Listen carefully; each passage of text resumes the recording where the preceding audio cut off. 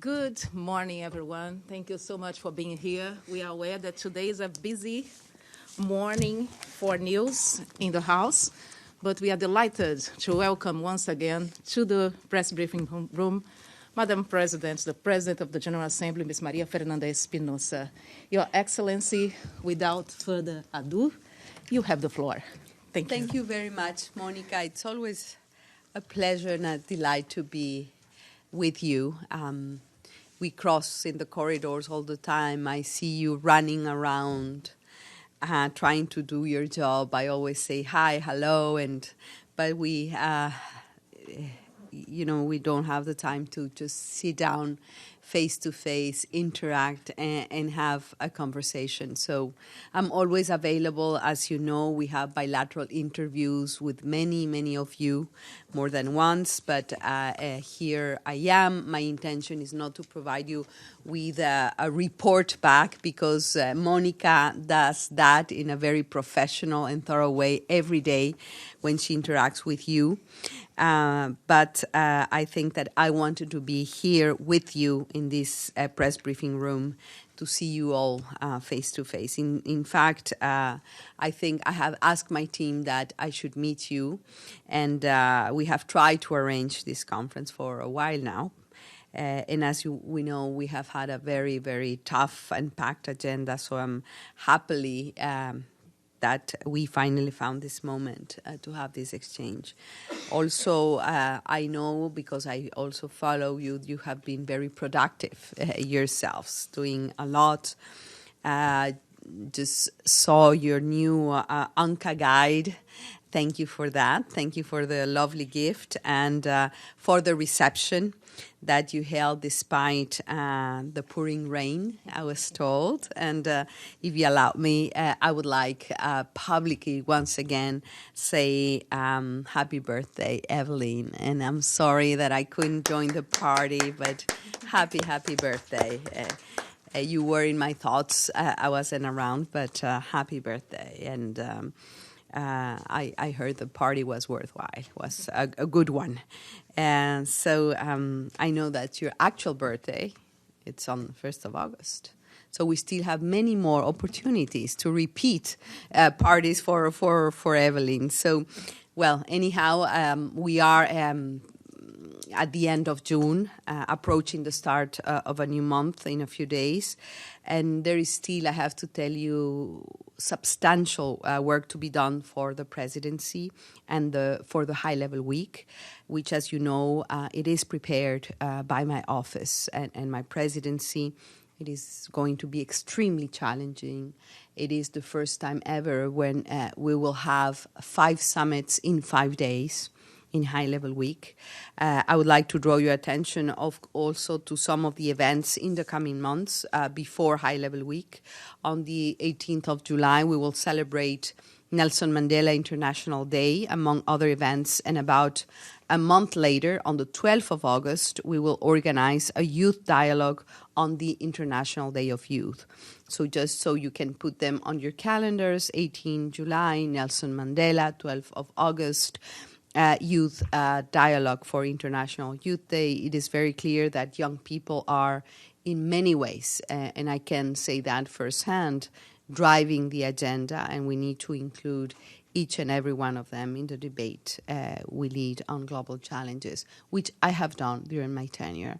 There has been no one high-level event, even at presidential level, where we haven't had meaningful engagement and participation of young leaders from all over the world.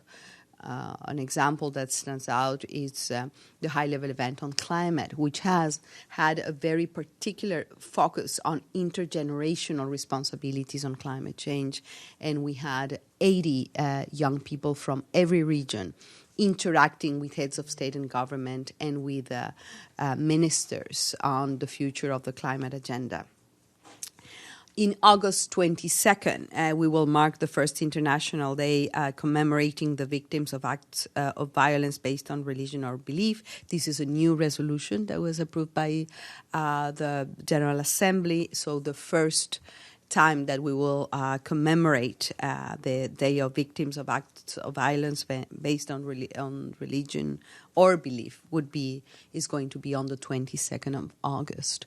So for the ones who are planning to go out for summer holidays, just make sure that at least colleagues of yours, but you cover that. I think it's going to be extremely meaningful because we have had so much pain and losses this year regarding violence based on religion or belief. On the 9th of September, General Assembly will hold a high-level plenary meeting to commemorate and promote International Day Against Nuclear Tests. The nuclear issue is something that should concern us all, especially due to the latest developments.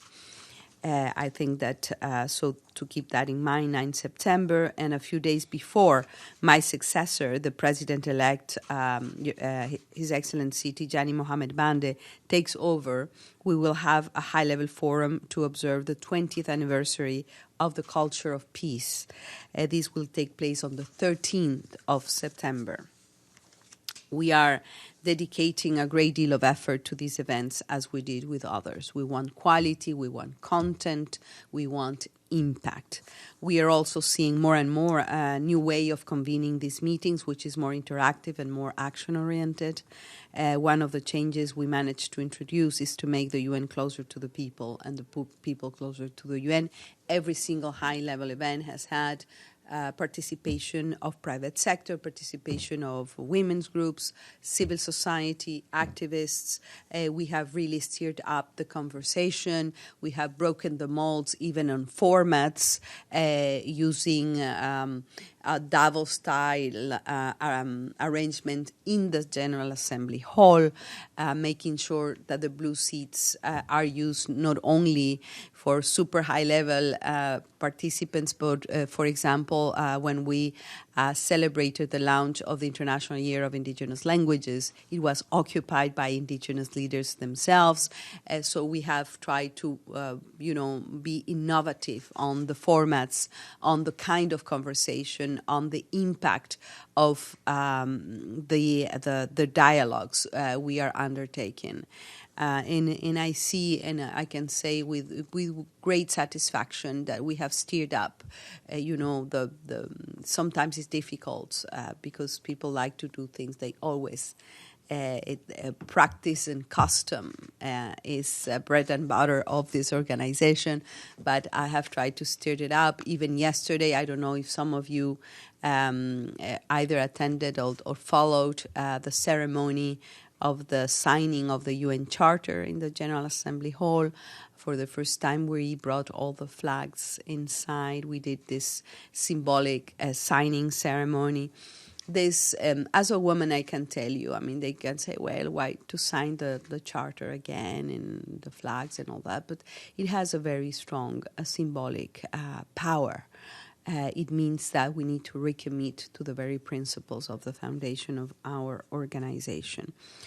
So you will recall that 2 days ago, for example, we invited 2 students from Gaza, another from the West Bank, to speak at the meeting on voluntary contributions to UNRWA. I think that was also very, very powerful. I think that it is a fact that citizens of the world, the peoples, are taking a more active part in addressing global challenges, and reinforces, multilateralism in action. And yesterday, I have to say, it was also an important moment because we were able to launch the process to commemorate the 75th anniversary of the United Nations. I think that next year is going to be very interesting because there are a lot of preparations for the 75th anniversary. That was an initiative that I pushed very hard myself. We were able to pass a resolution on the modalities for the 75th anniversary.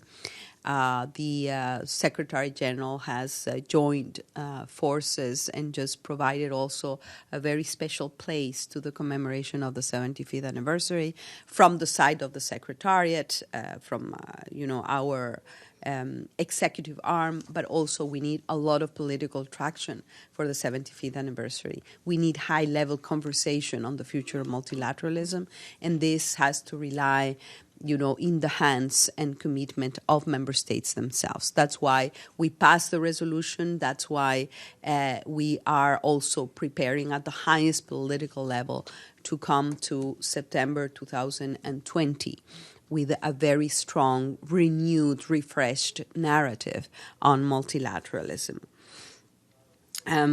Another issue that I wanted to comment is our global campaign against plastic pollution and single-use plastics. I think it's been extremely successful, modesty apart, but it has been extremely successful. Our concert in Antigua and Barbuda was followed and enjoyed the engagement of millions, hundreds of millions of people around the world. Our efforts to phase out single-use plastics in-house at the UN has also been extremely successful. I have to be very honest with you. At the beginning, I thought that it was a battle that perhaps I wasn't going to be able to win in 1 year, and we did it. We did it because of the high quality of my team, because of my own determination to do it, and because of the great support of the Secretary General himself. So I am very proud to say that starting in June, we are a single-use plastic-free venue, and we have to multiply that same effort in all UN offices worldwide, and that's the next step. And I'm sure that my successor is going to continue with the campaign. He was present when we opened the exhibit with National Geographic. I hope that you have all seen the exhibit of National Geographic. I think it's very telling, very powerful as a message.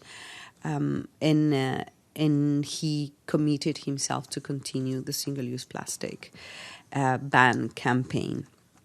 We also continue to work on high-level events for a high-level week. As mentioned, 5 summit-level meetings in 5 days, universal health coverage, climate action summit organized by the Secretary General, the first ever SDG summit, the financing for development high-level dialogue, and the Samoa Pathway midterm review. So it is a lot. We are preparing not only the formats, the modalities, but we're also preparing the political outcomes, the political declarations that is work in progress. And I am very optimistic because there is a lot of engagement from member states, a lot of commitment to have, meaningful head of state and government level agreements on these issues. I think that my team and I are prepared to work until the very, very last day with a very busy agenda. I have to be very honest with you.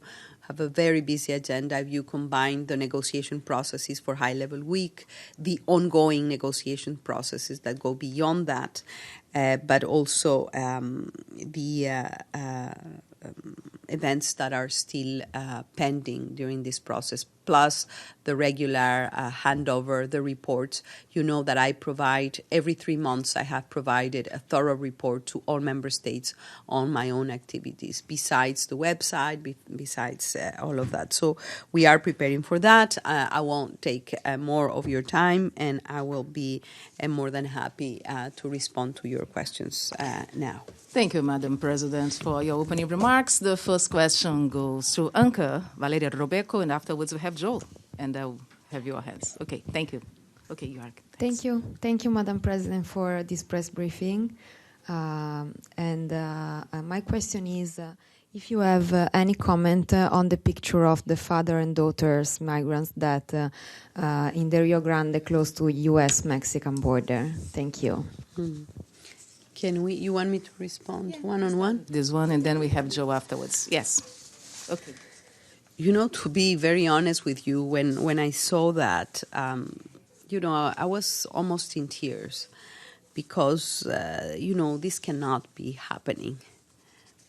We cannot have more people die because they decide to migrate to another country. And that's precisely why member states came together and crafted the Global Compact on Migration. That is precisely why we have a very strong international framework on human rights. It so happens that people on the move are human beings, and as such, they are entitled to have their fundamental rights respected. I think that all these tragedies, these really painful tragedies, call and cry for a very strong also responses. And what we see is that Mexico and the Northern Triangle are really responding. And this is going to be good for Oscar Alberto Martinez and his daughter Valeria. It's for them, and I've been really following closely the development and the crafting of the Mexico Comprehensive Development Plan together with the political will and participation of the countries of the Northern Triangle, El Salvador, Honduras, and Guatemala. And basically this plan is precisely to put in action the Global Compact on Migration, to really take a preventive approach and to look at the structural causes of migration and tackle the structural causes of migration. And we all know what they are: inequality, poverty, lack of opportunities for young families. And the other big lesson of the terrible disaster yesterday is that the big lesson is that we need to fight human trafficking, which is a major crime. And sometimes we tend to forget and downplay what human trafficking does. It creates, numbers vary, but, more than $4 billion every year. The criminals that, head and nurture these illegal networks of human trafficking. So we need to be bold and strong to fight and combat human trafficking as well. Thank you, Madam President. I go to Joe, and then I have a follow-up with Ahmed. I have everybody. Okay, Evelyn as well. Okay. Joseph Klein, Canada Free Press. This is a follow-up to the informal meeting on anti-Semitism, which was very moving yesterday, and I know you had a very big hand in organizing, which is much appreciated.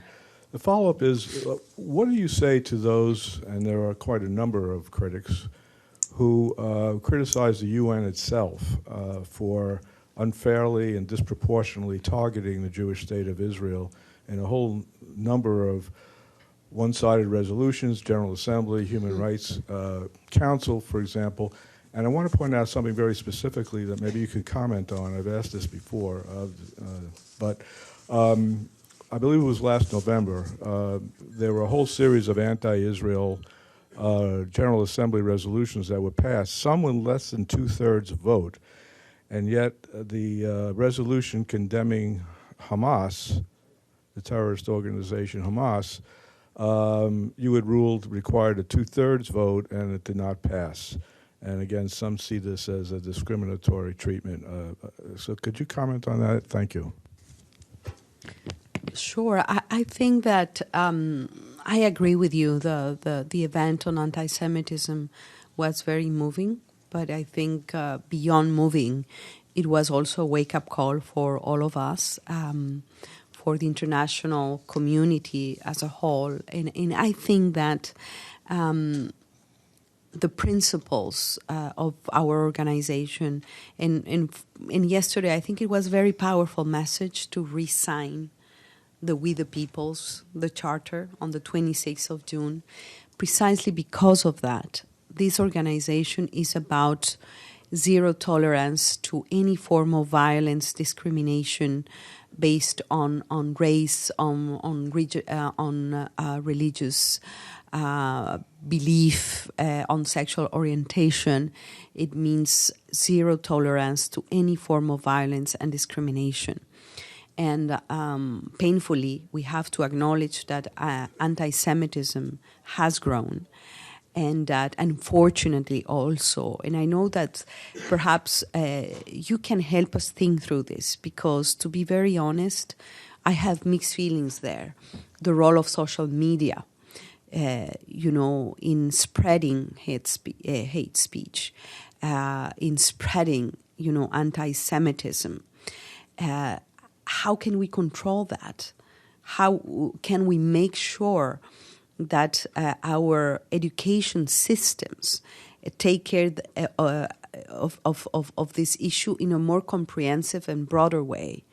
It is not a matter of having one class in class history giving a couple of examples of and telling us about the Holocaust, when we have more than 100 websites that are designed with one purpose, which is to deny the very existence of the Holocaust. And that is, it's hard data. It's a research from the Tel Aviv University. So I think that we do have a collective responsibility there. I commend the initiative of the Secretary General and his system-wide initiative to combat hate speech. I also commend the Alliance on Civilizations and Miguel Ángel Moratinos, who is doing a great job putting together a strategy to protect places of worship.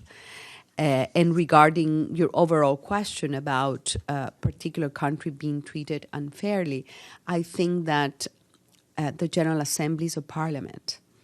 And the parliament has to express the will of the majority, and that we have a long history of resolutions that tackle the issue of the Middle East. And in there, I think that as president of the parliament, I have to abide by the will of the General Assembly itself.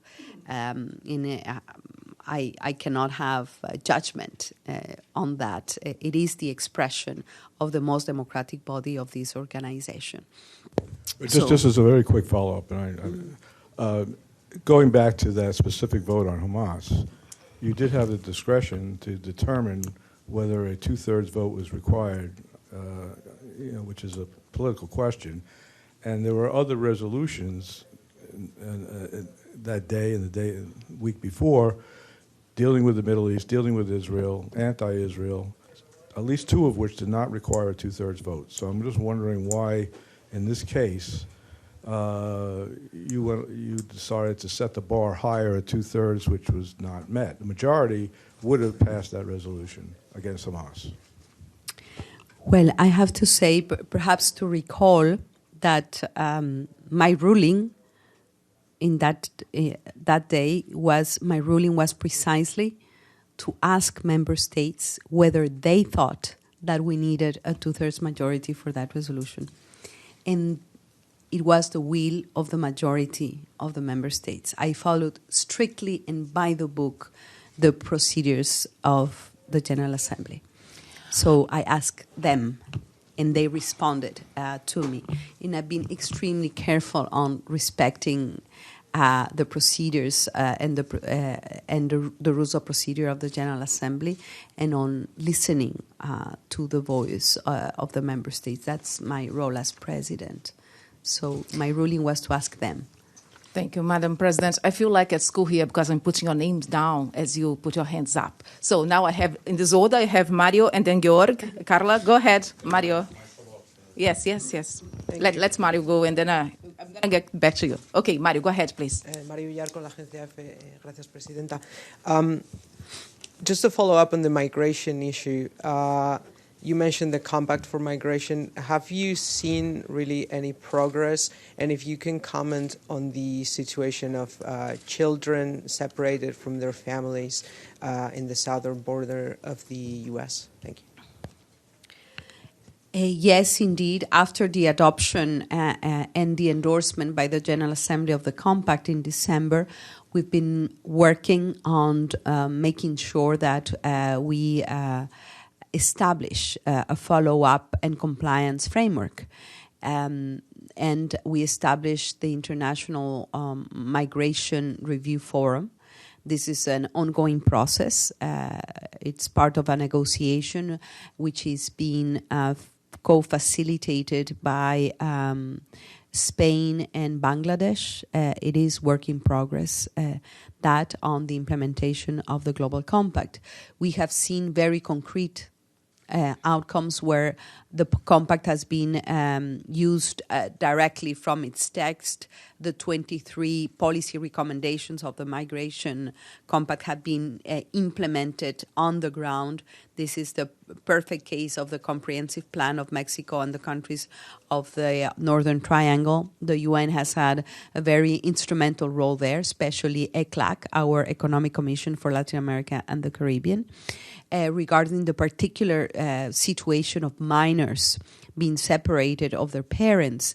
And I think that we're not only dealing with migration frameworks, we are dealing about human rights.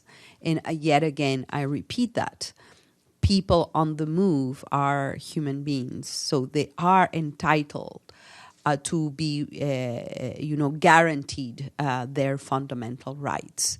And the most powerful instrument we have in hand is the Universal Declaration of Human Rights. So this should not be happening.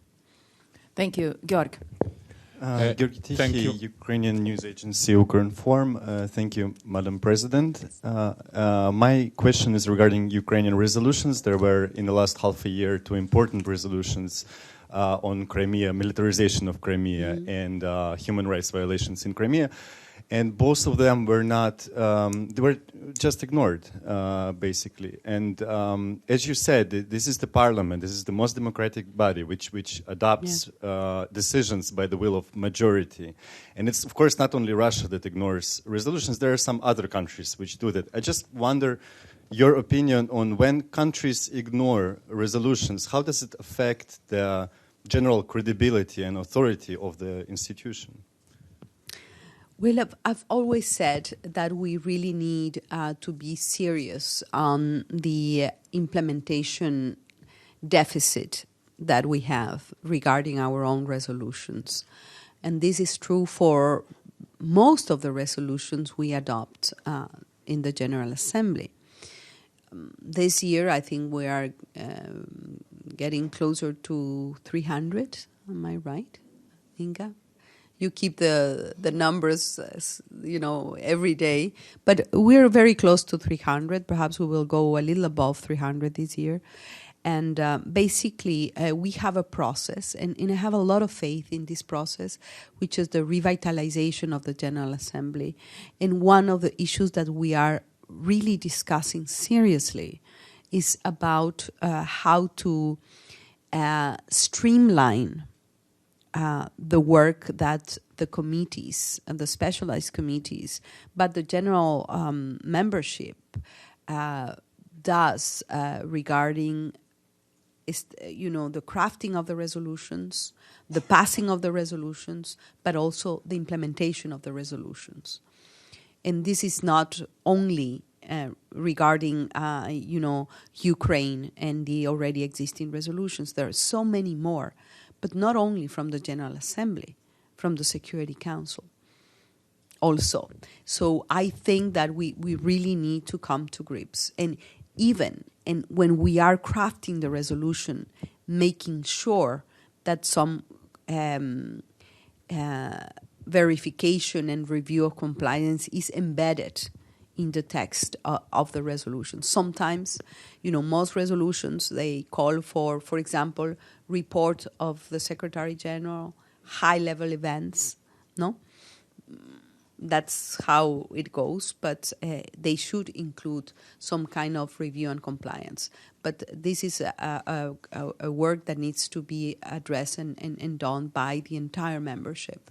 and be brought to the revitalization exercise, which, looks mild and minor, but is one of the most profound and important processes. And that's why I have devoted a lot of time and energy to make sure that we have a strong resolution on revitalization this year.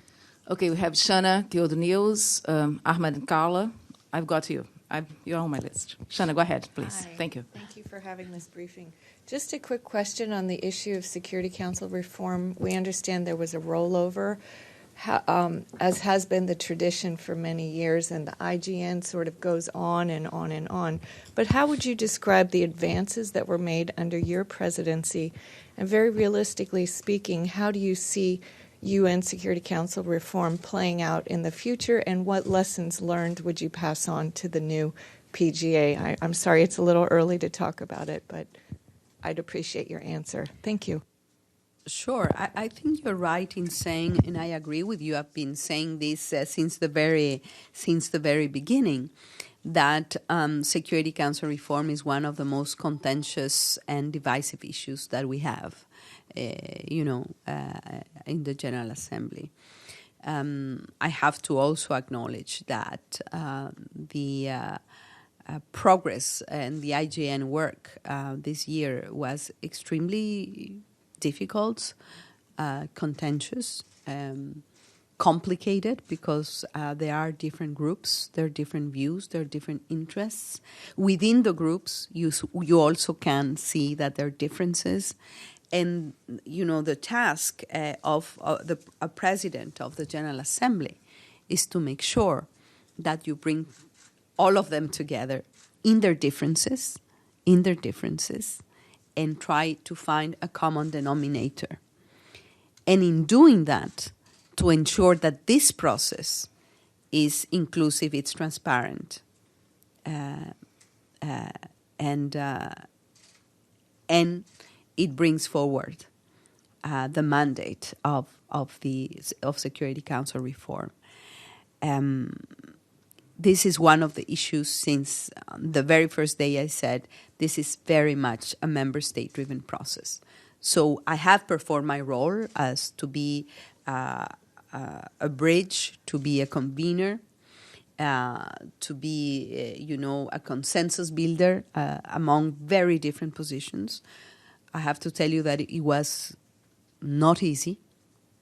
Lots of hours of my chef de cabinet, of our expert team, of myself, meeting with every single subgroup. And at the end of the day, I think that I'm very satisfied with the outcome. Because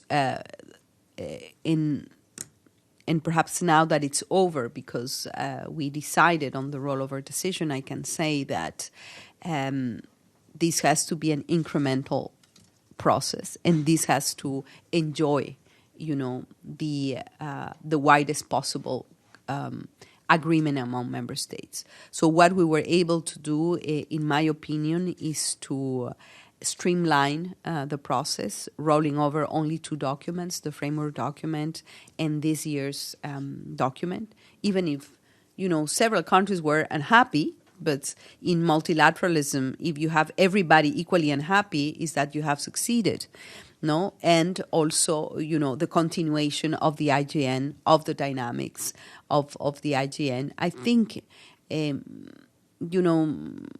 I said this with humility, but it's a pretty good material for the incoming president to take over the process next year.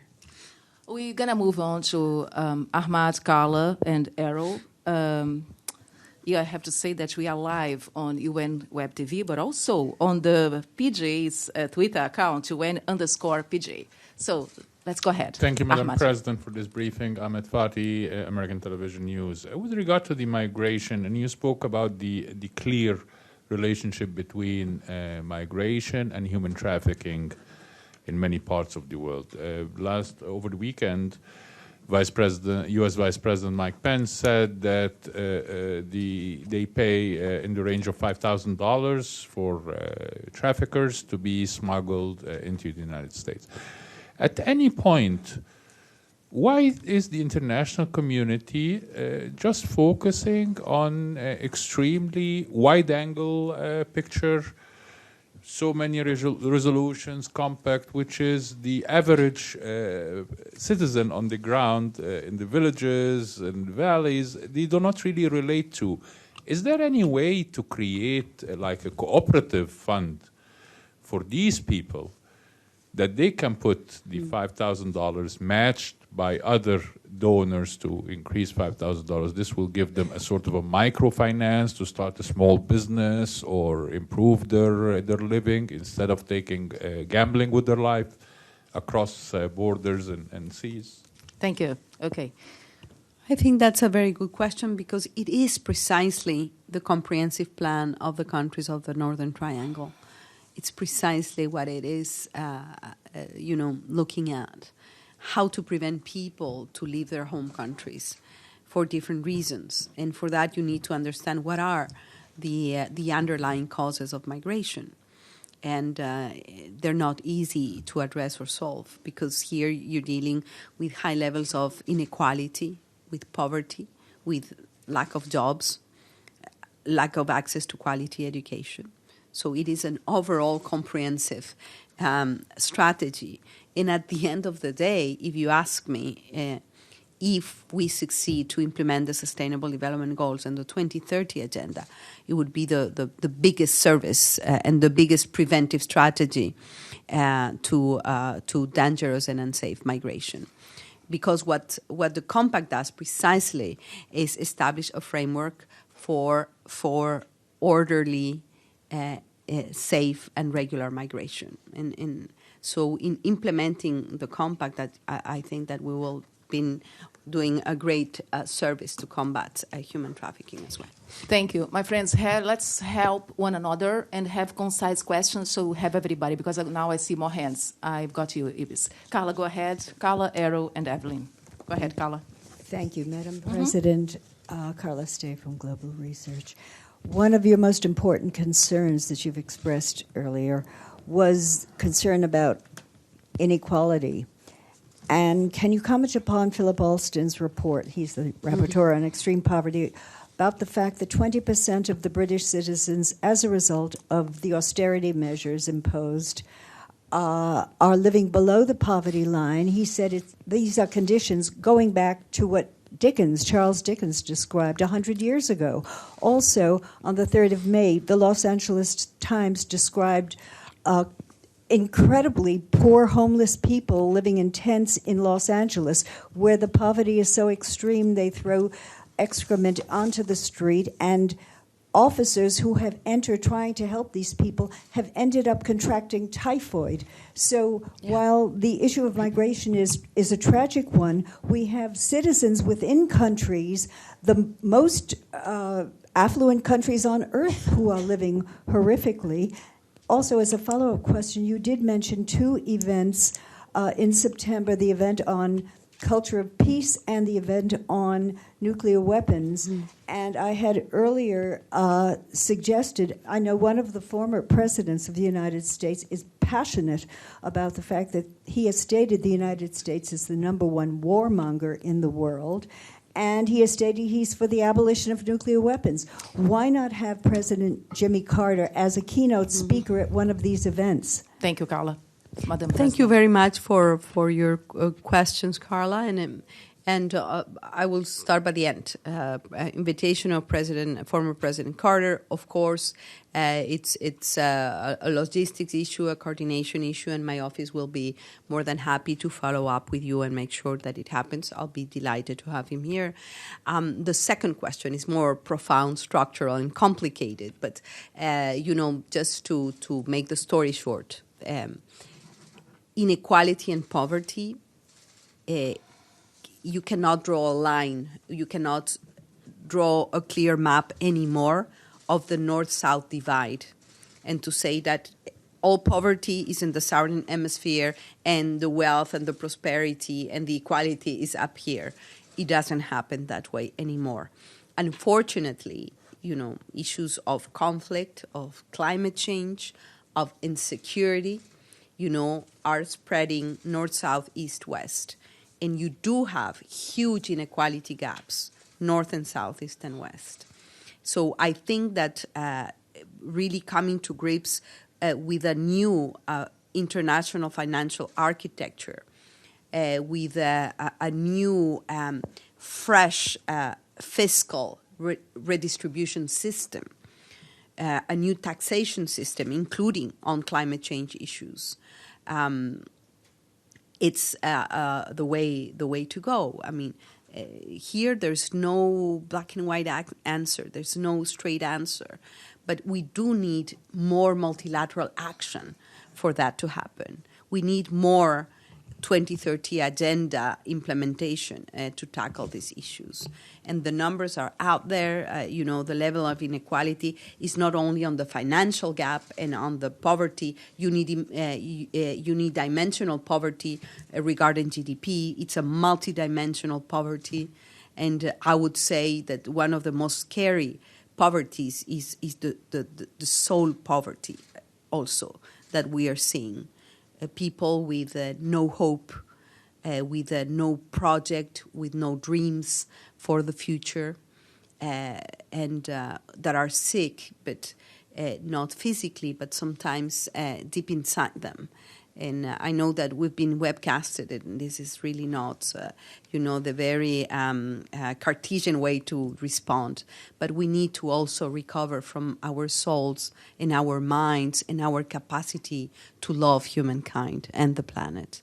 Okay, 2 questions, and then we move Errol, and I have Evelyn in my list. Thank you very much. Sato and Ibis. Thank you very much, Monica. Madam President, thank you, as you said, for the bilateral interview, which was very well received because of the time. I'm just moving to my actual question.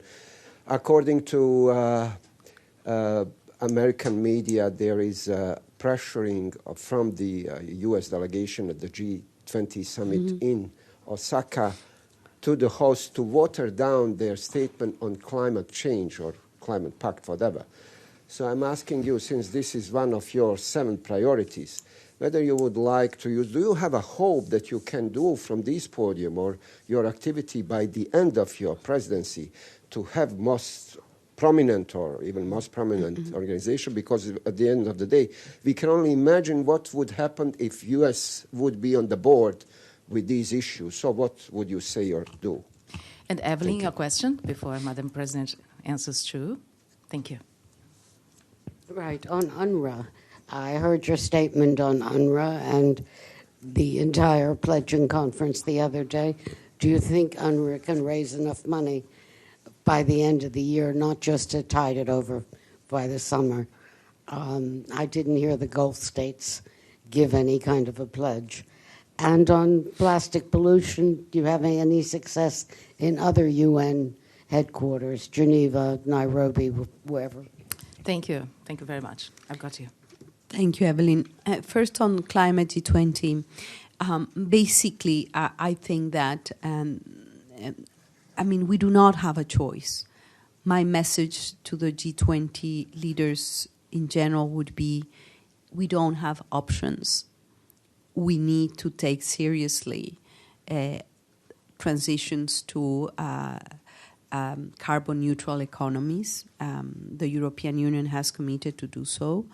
It was not unanimous, the commitment of the European Union, and we know, but the majority, the vast majority of EU member states to meet their target of the carbon neutrality by 2050. We do not have time. We run out of time, and the cost of inaction is going to be, unquantifiable, because it is not only material loss, it's human lives and macroeconomic losses. If we care about money and prosperity, the damages caused by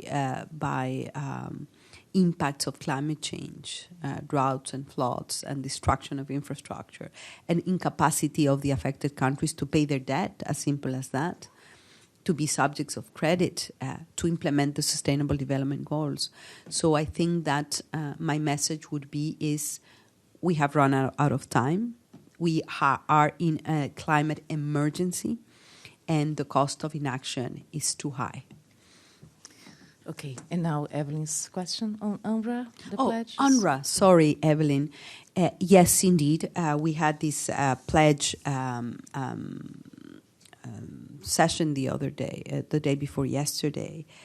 110 million is not good enough.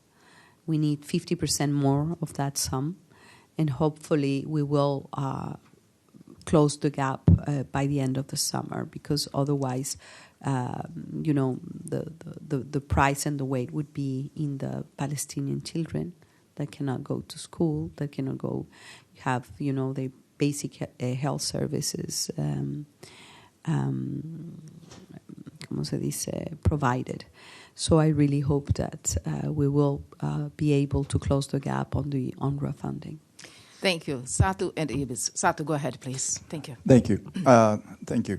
Follow up on the climate change. So next month there is a meeting about high-level political forum, including climate change, and we are very focusing on. So how at the end of at the rest of your term, how do you exercise your leadership for accelerating the climate action to the world? Thank you. Ibis? Hi, Ibis Frade from Prensa Latina News Agency. If you allow me, I'm going to ask in Spanish, but you can answer in English. Desde hace 27 años, la Asamblea General de la ONU se ha pronunciado contra el bloqueo de Estados Unidos contra Cuba. Y también lo han hecho numerosos países en el evento de alto nivel de la Asamblea General. Hace poco Estados Unidos activó el título 3 de la ley Helms-Burton y también ha implementado nuevas medidas y sanciones contra Cuba, sobre todo en el tema de los viajes a Cuba. De hecho, el Peace Boat no pudo entrar a puertos cubanos. Cuba ha denunciado varias veces que el bloqueo es el principal obstáculo para su desarrollo. Usted estuvo hace poco en la isla, si me puede comentar al respecto, cuál es su consideración sobre este tema del bloqueo de Estados Unidos contra Cuba. Gracias. Thank you. So we start with Statu's question. Okay. Yeah. Okay. Perhaps I will respond in Spanish to Prensa Latina's question. Mm-hmm. Okay. Okay. The question on the climate summit. I think that the climate summit is going to be a proof, a test to the capacity of the multilateral system to deliver. The summit is being very well prepared. I contributed as president of the General Assembly, organizing a high-level meeting on climate in March to prepare for the summit, with the presence of heads of state and government, with several ministers. And basically, the idea, the innovation of the summit is that it brings together these 9 coalitions on the 9 critical issues on the climate agenda. That brings together the private sector, civil society, and governments to join forces on issues as critical as climate finance, technology transfer and capacity building, the role of cities and climate change. I have to have a very good memory to remember but it's 5 coalitions. The funding coalition, for example, is being led by Qatar, by France, and a third country here. But it's out there. I mean, it's very, very easy. But I think that's the innovation part. Everybody together. And as the Secretary General has very clearly stated, for the summit, we do not expect our leaders to come with speeches, but with plans and with concrete commitments. So we have high expectations for the summit, but not only for the summit, but after the summit. I really also hope that the next COP, which is happening in Latin America, in Chile concretely, is going to be, a big step forward in the implementation of the Paris Agreement rulebook that we adopted in Katowice this year. So the challenges are there. Greater political ambition is needed, and we hope that we will have good news after the G20. On la pregunta sobre el bloqueo a Cuba. Yo creo que la Asamblea General ha sido muy contundente en su opinión sobre la afectación al derecho al desarrollo del pueblo cubano con la puesta en práctica del bloqueo. 17 años que hemos tenido una votación prácticamente unánime, pidiendo el fin del bloqueo a Cuba. Hemos visto lastimosamente recientemente una serie de acciones que han profundizado la afectación de medidas y sanciones unilaterales hacia Cuba. Lo lamentable es que medidas unilaterales lo que hacen es afectar al pueblo cubano, y lo hemos visto de primera mano. La activación de la ley Helms-Burton con efectos en la economía cubana, en el acceso a bienes y servicios que afectan el bienestar, el bienestar y el derecho al desarrollo del pueblo cubano. En ese tema, yo creo que la voz de Naciones Unidas, de su Asamblea General, ha sido clara, fuerte y contundente durante estos 17 años, donde las votaciones han sido abrumadoras. La Carta de Naciones Unidas, no olvidemos, no acompaña la aplicación de medidas unilaterales que afectan a los pueblos de cualquier país, y en este caso al pueblo cubano. Okay, from my list, I have 3 more questions to finish. Mr. Abadi, Oscar, and Stefano. Mr. Abadi, go ahead, please. Thank you, Mónica. Muchas gracias, señora Presidente, por esta conferencia de prensa. Gracias. In the course of the last 9-10 months, during your mandate, which still continues, you have dealt with numerous and complex issues. Which one proved the most intractable? And what contribution did you personally make to advancing its resolution? Thank you. Well, in terms of difficulties, I have to say that one of the difficulties is the procedural difficulties in chairing the General Assembly sessions. You have to be very well briefed, have very good advisors, and really go by the book. We just gave an example, but you have to be very careful in respecting the rules of procedure, but at the same time, the will and expectations of the member states. So, several challenges, I would say, on the procedural side of chairing the General Assembly, with very concrete examples that perhaps at some point I can share with you.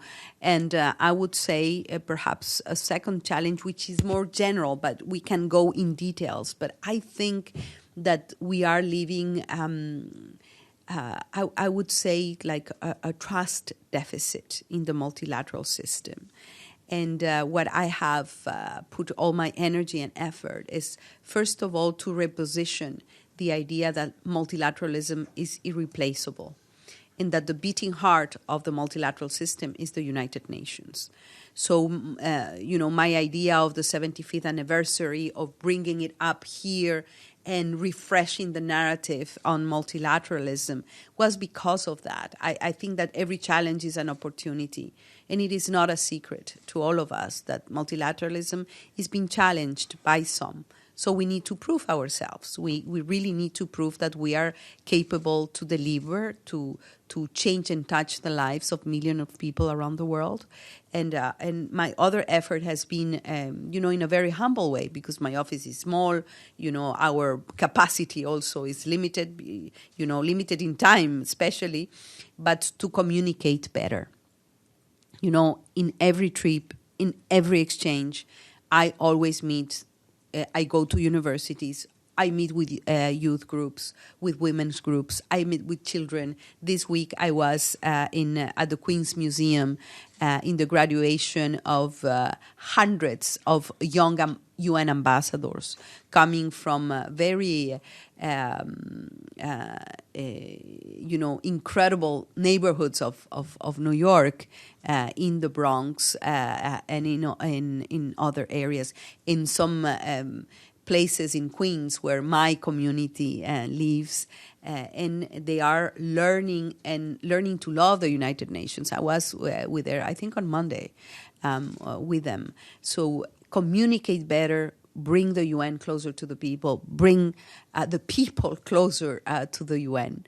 We have seen this year our house inundated with people, young people, women, persons with disabilities. That's our house is for that precisely, and perhaps I have to think more about issues of to write it down and say what have been the most difficult issues. But these are the challenges and the general challenges. But if you ask me in concrete negotiations, we have had and we continue to have tough times in agreeing and getting together on some critical issues. Okay, so two questions combined, and then Madam President can answer them. So Oscar and Stefano. Go ahead, Oscar. Yes, thank you, Madam President, for this conference. And my question is regarding the migration in Venezuela. And we were talking before about migration, the situation in the border with Mexico and the United States. And you made remarks in how critical and difficult is migration because it's a really easy target for human trafficking in all these crimes. So the same situation is happening these days for the thousands of Venezuelans fleeing the country around the region. So recently, the special envoy for the UNHCR was visiting the refugees camps in Colombia, and she says the situation is a situation of life or death. You agree with this characterization, and what do you think about it? And my question regarding is this: what do you think can be done on the right to protect all these migrants who are fleeing the country from Venezuela? Thank you, Madam. Okay, thank you. And then we get to Stefano's question, and then Madam President can answer. Stefano, please. Yes, thank you, Madam President. Stefano Vaccara, La Voce di New York, Radio Radicale in Rome. As usual, Mr. Abadi, also Oscar, they always have the question that's similar to mine, so I will try to rephrase it. Well, first of all, about migrants, we had here a conference a few days ago that Oscar was referring, and I ask you because I didn't have from the UN yet a clear answer on how to distinguish migrants from refugees, because the Venezuelans in that meeting were called refugees, and so I ask why somebody escaping Eritrea and some African country are called migrants. So I will ask your answer on that. And then rephrase another way the Mr. Abadi question. My question is like this: we had an interview. We talked about the power of the president of the president of the General Assembly, and so I ask you, what was the power that you thought you had, and instead you didn't, and what it was the power that you discovered that you didn't know that you had, that you discovered you had. And then last question: this: you're a poet, right? And was asked before when you started how your poetry will help you in this job, right? On President of a General Assembly. Now I ask you how the job that you did will help your poetry, okay? And finally, really? Yes, finally is this. I believe that in the next few years you will keep your poetry high, but this will help you a possible for you a candidature to become Secretary General of the United Nations. I heard. Okay. We have now instead of 6 questions, Madam terrible, President. Huh? Okay, 4 questions only. Okay. Let's concentrate on the migration refugee, on the very specific question that Oscar addressed regarding migration in Venezuela, but also the Venezuelan migrants in Colombia. I understand that was your question. It is true that Angelina Jolie, which is a goodwill ambassador of UNCHR, visited Colombia recently to look at the situation of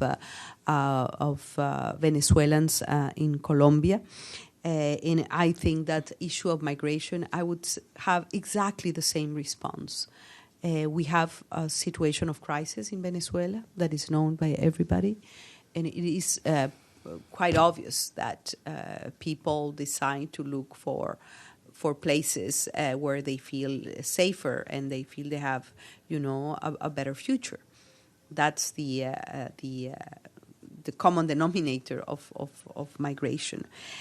And the only way to tackle, the flux of people from Venezuela is to address the political crisis in Venezuela. And we are seeing some interesting developments there, some unlocking of the lack of movement. One very promising issue is the start of the dialogue process in Oslo, in Norway, that is starting not without difficulty, but there is a conversation going on. And I think this needs to be acknowledged and praised. There are other countries that are also moving and doing sometimes a quiet job, but very important job, which is the contact group between the European Union and some Latin American countries as well. So there is movement to address the political crisis in Venezuela. And I think the last visit of the High Commissioner on Human Rights also was a very important development because we see, clearly that there is a roadmap, and there is a technical team of the High Commissioner's office that is going to remain in Venezuela and really look at the human rights side of the Venezuelan situation. There is no magic bullet, but the only thing that we can say is something that the Secretary General and myself we have been saying this, throughout the process. The only outlet for Venezuela is a true negotiation with all parties involved, and we see that they are a little bit of, ¿cómo se dice? Rayos de luz that are starting to appear. Rays of light that are starting to appear. The symptom of the crisis is people just moving, and it's not only in Colombia, it's in many countries of Latin America and other countries around the world again. And here I take your question, what is the difference between a migrant and a refugee? This is very clear because there are even international law frameworks that are different. Migrants is a generic of people on the move that go from one place to the other for different reasons.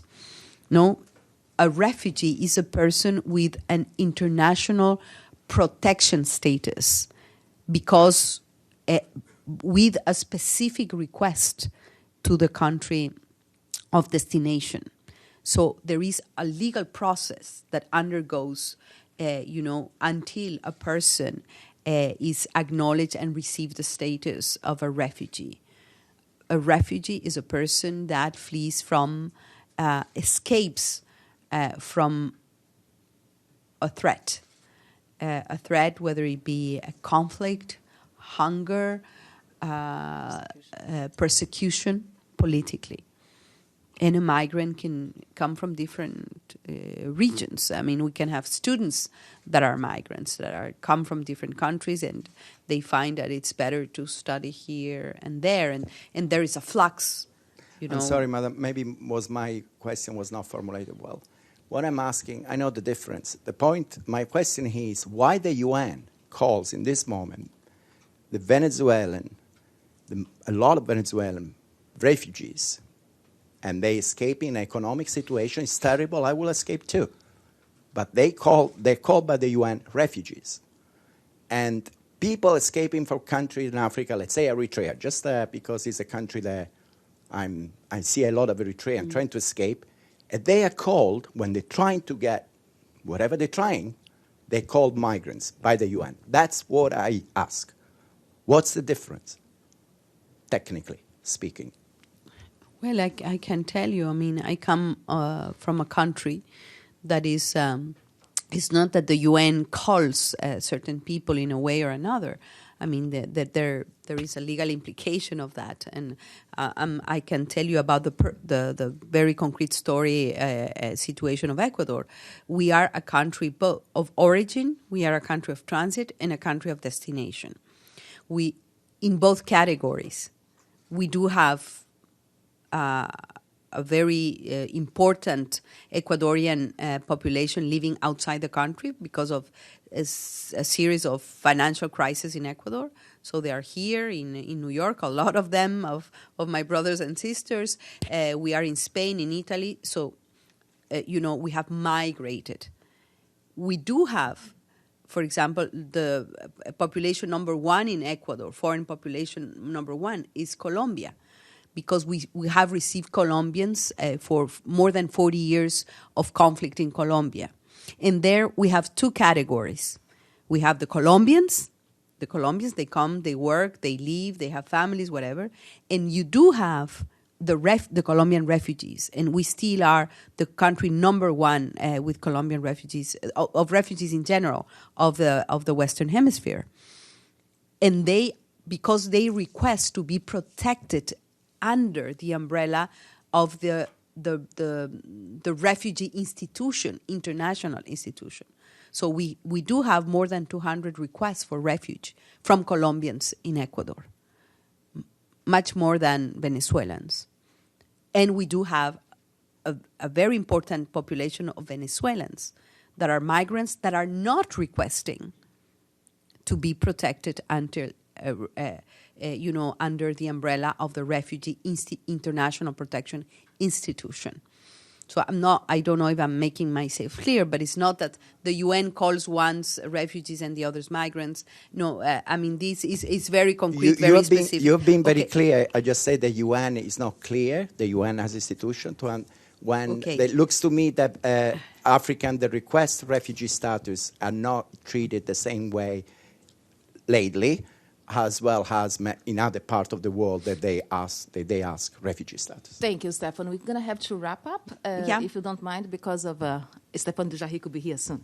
Madam President, okay. Go ahead. The power of a PGA, I think that we are making sure that the office of the president has the power, the stature that it deserves, because the General Assembly is the most representative and democratic body of the organization. We're doing work on that. This has been very clear since, in the charter itself, but in many further documents that were adopted by the General Assembly.